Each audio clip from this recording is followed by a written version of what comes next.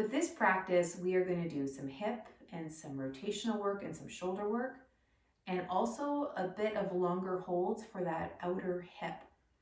We're going to begin on our backs with this block. All you are going to need is this block for the day. Okay, so let's come onto our backs. Now this block can be in 3 different orientations. It can be low, medium, high. You decide where you want to go depending on your day, depending on how you're feeling. I'm going to go low. Pelvis is a little higher than my head. And I'm just going to rest here. Easy breathing.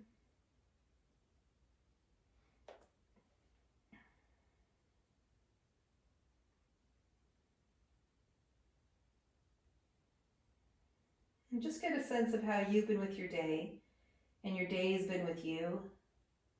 Tune into that inhale and exhale. Notice if there's any thought bouncing around in your brain. And if it took you a little bit to come to your mat today, way to go on getting to your mat.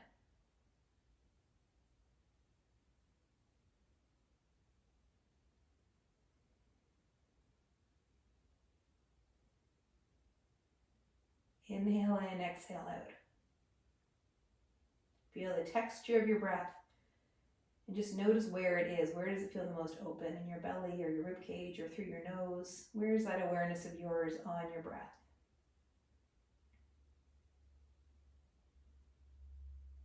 Okay, and then what we'll do is we're going to slide one leg down. So the pelvis is going to stay the same, and the pelvis is just going to, or the leg's going to slide down.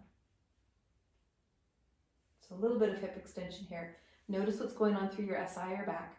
So if you have to bring the leg up, please do. Just because you can do the range doesn't mean it's helpful, because if you're going to do the range and you're creating, and there's pain being created, then that's going to be a pattern you're developing with your brain, right? That's going to be normal. So just pay attention if that's showing up, okay?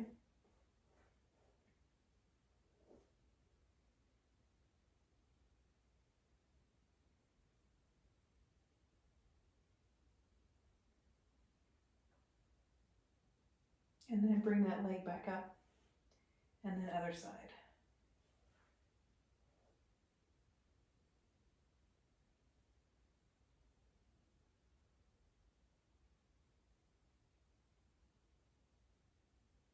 And then bring that leg back up. Bring one leg up to the sky. Now pay attention to your pelvis. Rotate that leg bone, place the ankle on the knee, and move that leg away from you. Put both hands in the front of your hips. Just make sure the hip flexors are quiet.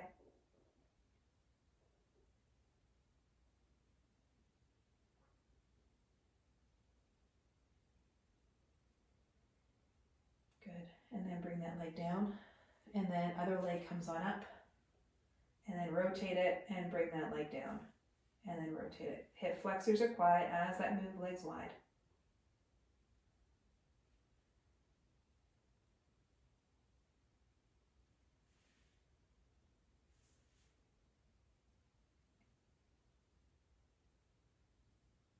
Good. And then let that come down. And you bring the legs and the pelvis, one more time, bring the block away from the hips and the pelvis comes down. Lovely. Okay. Bring that one leg up to 90, place the hand on the knee, press that knee into the hand. Now your hip flexors are engaging. Watch that you're not utilizing the other foot to push against. Bring that leg down and then other side.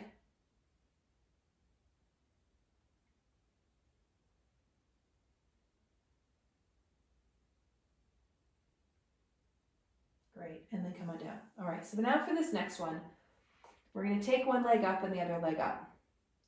And I'm going to show you 2 ways to do this. We're going to lead with one leg. We're going to come over and then we're going to twist through our body and then have the other leg join it. This leg lifts up, over we go, and then joins it. Okay, now sometimes this can be really difficult, especially if we just don't have the coordination patterns between the pelvis, the legs, and the spine. No big deal, you can grow them. But you might need to use the wall. So watch me on the wall. I have my feet up on the wall and I'm sliding my foot down the wall and just using the wall as support.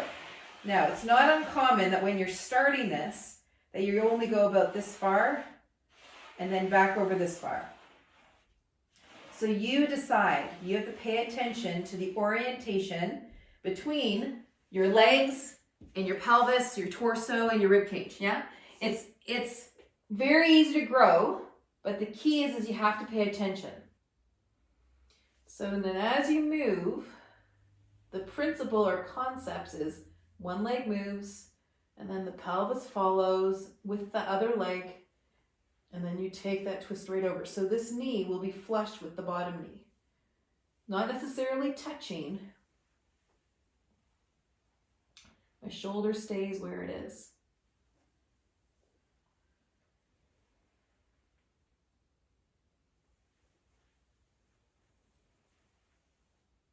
Okay, so now where you're gonna go is you're gonna come into the position and have and hold your leg here. So if you're on the wall, you're just gonna hold it in that position that is the most comfortable with your feet on the wall. Yeah. And so the idea is your knee is going to be like, if you're further back like this is where you're gonna hold it. If you're wherever that end range was, so long as it's comfortable, let me scooch back a bit for you. Wherever that end range was, where it's comfortable, so maybe it's here, maybe it's here, maybe it's here. Whatever is the most comfortable, you've got to be honest with yourself, right? It doesn't make it any fun if you're not being honest with yourself about where the end range is for you, because that's just going to create strain and pain, right? And then you're just going to be here. And so the idea is that you ultimately want to have your leg being level, ultimately, but that's going to come as your tissue shifts. And then you just leave that leg there, and then the outer hip is going to start to work a little bit.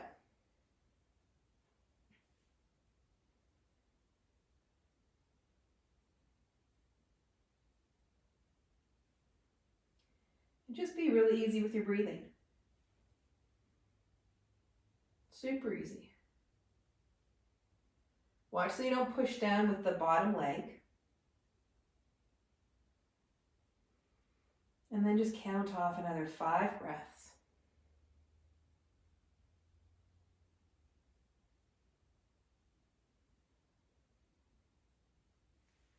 I'm going to do 2 more.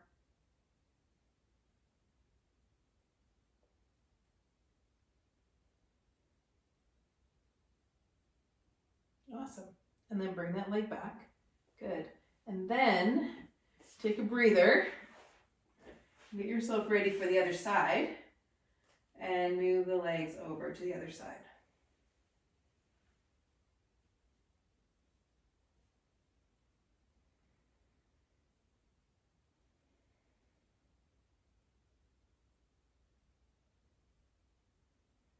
Just be super easy with your breathing. Shoulder girdle is easy. You're easy. You're more and more aware of how your body moves in space.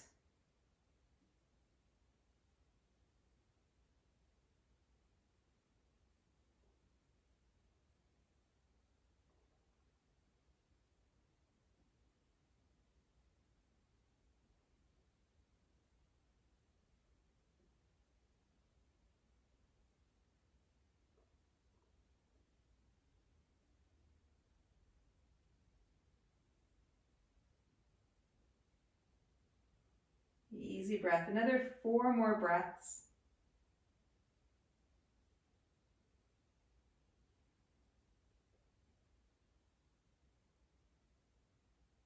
That's it.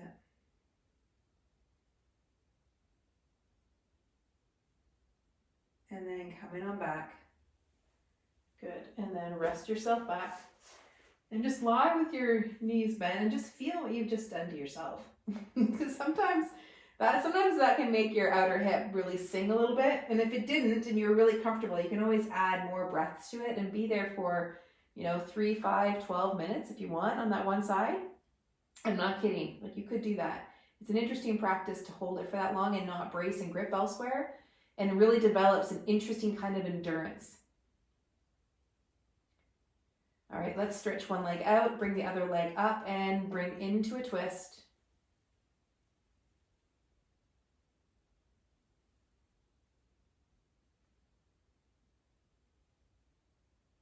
And then come back. And then other side.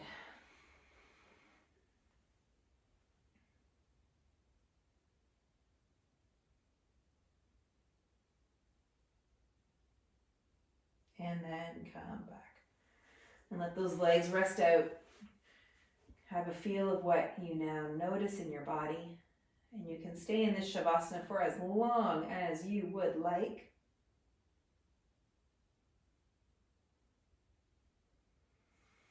And when you're ready, rolling on over and coming on up.